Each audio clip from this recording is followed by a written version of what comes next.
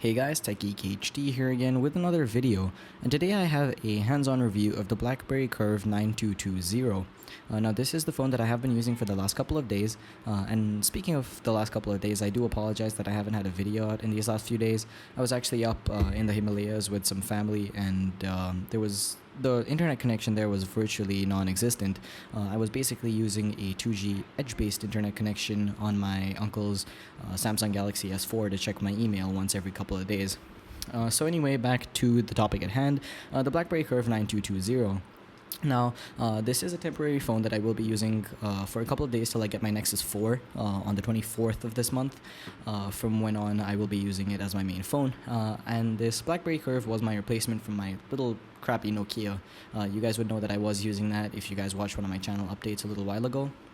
So taking a look at this Blackberry Curve 9220, one of the things that I actually like about this device, strangely, is the fact that its screen is so bright. Even on minimum brightness, as you guys can see here, it's super bright, and actually is too bright for the exposure compensation of my camera to actually understand or pick up.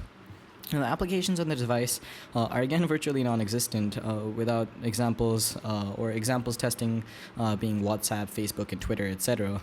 There is also a YouTube application, but the YouTube application is basically just a redirect link to the YouTube mobile website specifically created for Blackberry. As you guys can see here, I didn't have my data services enabled since it is just Edge, and I'm on a prepaid based cell plan, and so it charges me a lot. And so I was using Wi-Fi. Now, one of the things I also really like about this phone is this game, Brick Breaker. It's very popular, and besides for BBM, really, I think this is the only reason to buy this phone. BBM, as you guys may know, I did cover this in a video a little while ago, is actually coming to iOS and Android, so the future of Blackberry, in my eyes, is fairly questionable. I didn't really understand why they brought BBM to other platforms, but oh well. As you guys can see here, it also does feature some multitasking, and the multitasking isn't bad. It actually takes you back to where you left your device. So let's actually take a look at the keyboard. Now, Blackberries have always been renowned for having really good keyboards.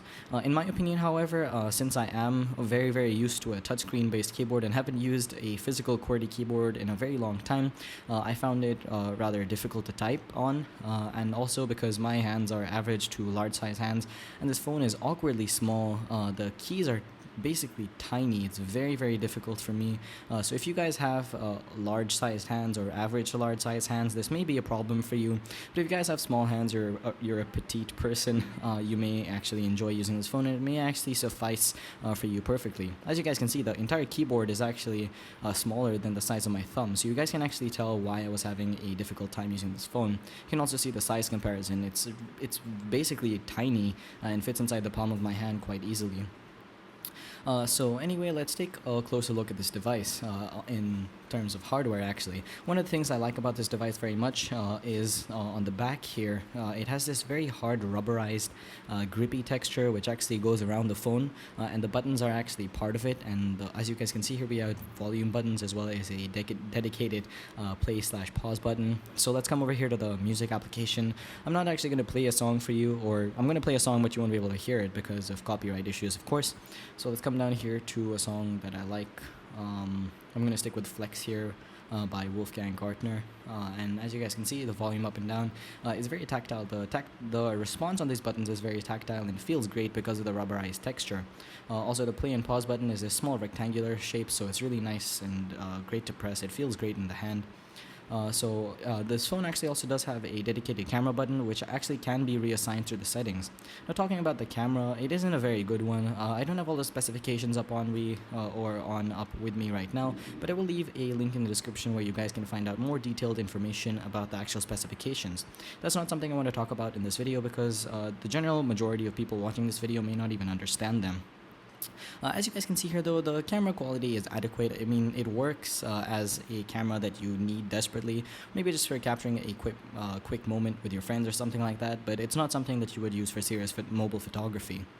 Now, the build of the phone is average, really. It is largely made out of plastic. As you guys can see, without a direct light source, it doesn't look too bad, but in direct light, you can see it's very scratched up and smudgy, and that really does happen because of the glossy black plastic. Now the back is removable, much like the Samsung Galaxy S3 and 4, etc. And underneath we do have this fairly large battery. The battery life is average. Over here you also do have a slot for a micro SD card, which of course is hot swappable. And underneath the battery you can put in your regular size SIM card. At the bottom of the phone we have a fairly loud speaker as well as a microphone. So let's just pop the back onto the phone. And as you guys can see, this is what it looks like. It also does have a micro USB port on the left side for charging and syncing, as well as a small hole for putting on a lanyard, etc. Now, while this phone is by no means fragile or anything like that, I mean, if you drop it, you weren't going to break it at all, and I would know, I've dropped it a couple of times, but I do like using it in this case. Now, this is just some random case that I found online for a couple of bucks, but it is made of TPU, and it does a fairly decent job of protecting the phone from drops and bumps, etc. I also do have a small screen protector applied on top of the screen. Now anyway guys, that does conclude this hands-on review of the Blackberry Curve 9220. In my opinion, this isn't really a smartphone, and for the majority of people I wouldn't really recommend it, but if you guys do have a budget and are looking for a Blackberry device, I think this is the one to get. Anyway guys, thank you for watching, and as always, I'll catch you all in the next video. Peace.